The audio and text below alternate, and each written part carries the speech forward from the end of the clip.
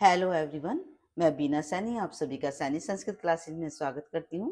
Saini Sanskrit classes में आज मैं एक टॉपिक लेकर आई हूँ जिसका नाम है शब्दों का मायाजाल।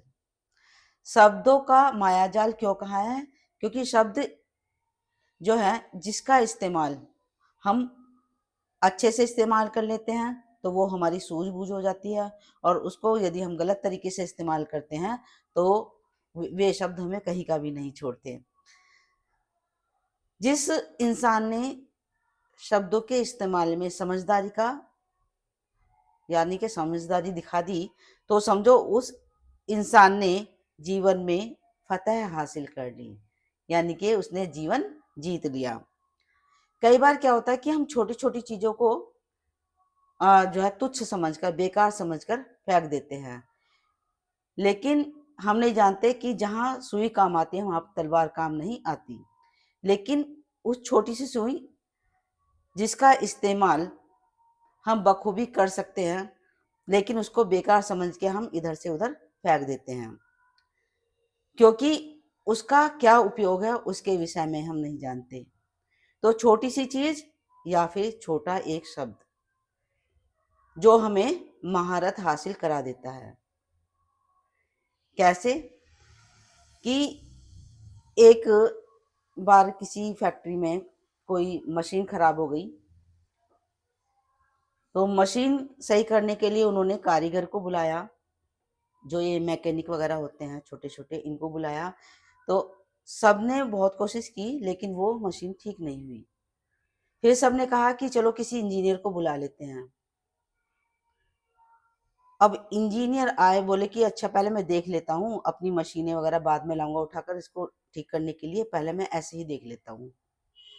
तो वो मशीन ठीक करने के लिए बड़ी बड़ी मशीनें लगाई जाने वाली थी, तब वो मशीन ठीक होती। लेकिन इंजीनियर आया और आकर के उसने उसको मशीन को चारों तरफ से देखा, परखा। उसके बाद जो कारीगर आए थे उनकी एक छोटी सी हथौड़ी पड़ी हुई थी, उसको उठाया और जहाँ पर जो है मशीन खराब थी वहाँ पर कुछ उसने पेच वगैरह कसा और उस पर हथौड़ी से ठक से एक जो है चोट पहुंचाई, और उस चोट के साथ ही वो मशीन स्टार्ट हो गई।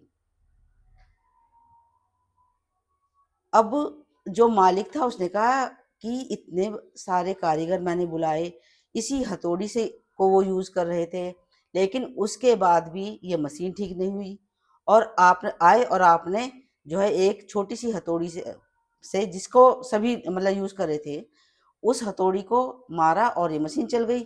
तो ये तो जरूर कोई चमत्कार हुआ है।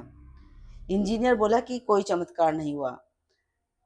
अब उसके पैसे देने की बारी आई, तो इंजीनियर से पूछा कि भाई कितने पैसे हुए? तो वो बोला कि 1,000 रुपये। मालिक ने कहा कि जितने मैंने कारीगर मजदूर मंगाए बुलाए हैं, उन्होंने किसी ने 100 रुपये मांगे, किसी ने 200 मांगे, किसी ने 50 मांगे, लेकिन आप तो सीधा एक छोटी से मतलब हथौड़ी से छोटी सी ठक करने पर ही आपने मतलब 1,000 रुपये मांग लिए, तो ये तो गलत बात है। तो इंजीनियर बोला कि हथौड़ी तो सबने मारी, इसको ठीक भी सबने करने की कोशिश की, लेकिन वो हथौड़ी कहाँ, कब और कैसे मारनी थी, कितनी ताकत के साथ मारनी थी, वो इनको नहीं पता था। वो मैंने सीखा है अपने 4-5 साल की पढ़ाई में, मैंने सीखा है और मैंने उसी सीख का जो है यूज किया है।